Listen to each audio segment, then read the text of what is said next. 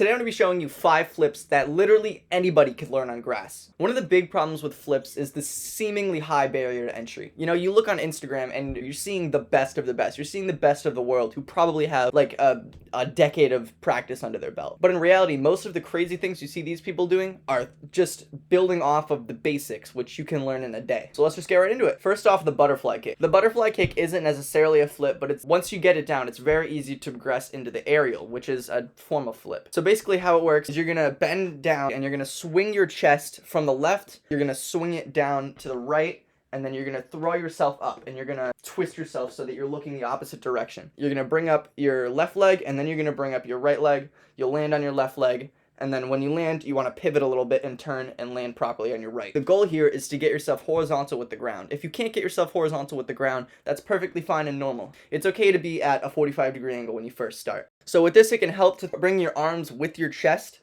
and bring those up with them as well, because that'll help you get lift. And then when you're doing this, you want to be looking straight ahead. As I said, this isn't technically a flip, but once you get it good, you can invert yourself more, and then you have an aerial. An aerial is basically the same as a no-handed cartwheel.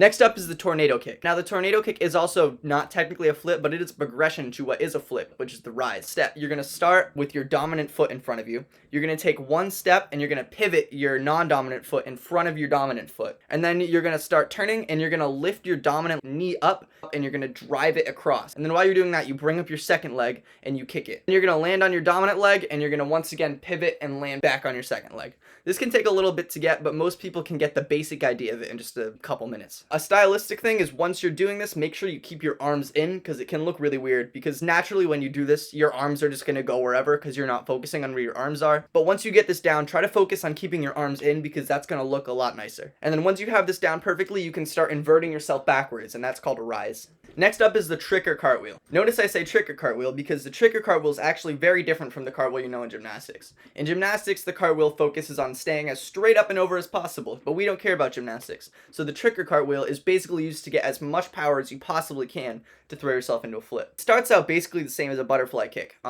You start lifting your chest up to one side, and then you'll swing it down, but instead of kicking yourself up like the butterfly kick, you'll plant both hands on the ground and kick yourself over. Ideally, you want to keep your legs as straight as possible for this, and unlike a gymnastics cartwheel, you don't have to go straight overhead. It's fine to be at like a slight angle, because the only goal with this is to get as much power as you possibly can afterwards. Similar to the butterfly twist, it is also a progression to the aerial, and then it'll also help you with landing some of the flips that come later in this list. Alright, our first real flip.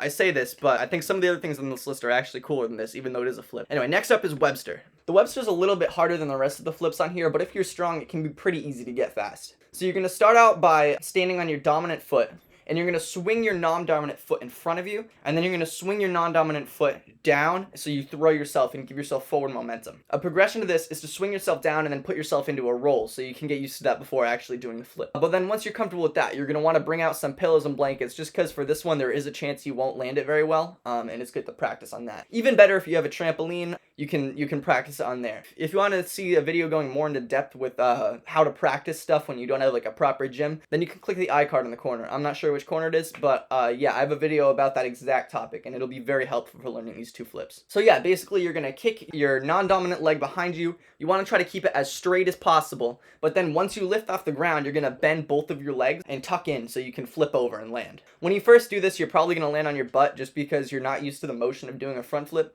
That's why it's important to have some kind of soft surface to land on. But once you get comfortable with the motion, it's actually a very easy flip to land on your feet with. Your landing won't be very good for the first couple of days you do it, but you are landing a front flip. It's not that easy.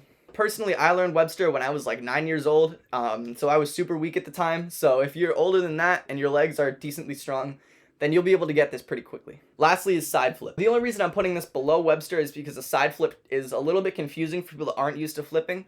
But since you're flipping over your back instead of your head, it's a lot safer than any other flip you can do. I know the side flip is probably my favorite flip because you can do it anywhere without really worrying about hurting yourself. That is if you have proper form, which I'm about to teach you. Anyway, yeah, so the best way to start practicing side flip is to find some kind of table or something that you can roll over your back on. So you're just going to approach whatever object you have, and you're just going to roll over your back. And then once you get comfortable with that, you can pop off your back to land. This flip takes a very similar step up to a webster. The only thing is you're flipping from your side as opposed to flipping from your front. If you have the webster down, you can practice the motions from the webster to get used to doing a side flip. Similar to the webster, this one should definitely be learned on a mat first, just because once again there's a chance you land on your back, and landing on your back on grass is not very fun. So if you have a trampoline, if you have a mattress, you have anything, yeah, that's best to practice on. So these flips can seem a little challenging at first, but I promise you, I know from personal experience, just dedicate yourself for a couple days, even over a weekend, if you want to just go outside every day and just practice all of these nonstop, assuming you have proper equipment for the last two especially, then yeah, you will get them over a couple of days if you're physically good. Like if you can do a tuck jump, you can do pretty much any of these on this list. So don't be discouraged when you don't land them at first. No one does. I know for my webster, it took me probably a year just because I learned when I was so young. I learned when I was like probably 9 or 10 years old. And yeah, for my side flip, it took even longer. If it takes you any amount of time, you're probably doing better than I was. These flips may seem a little bit simple, but I promise you, once you know them, there are a lot of combos that you can do with them, and you can look pretty good with just these 5 basic flips. So yeah, go practice. Thank you for watching this. Once again, if you want tips on where you can learn these flips, then I have a video all about that. It'll be on the end screen. Bye.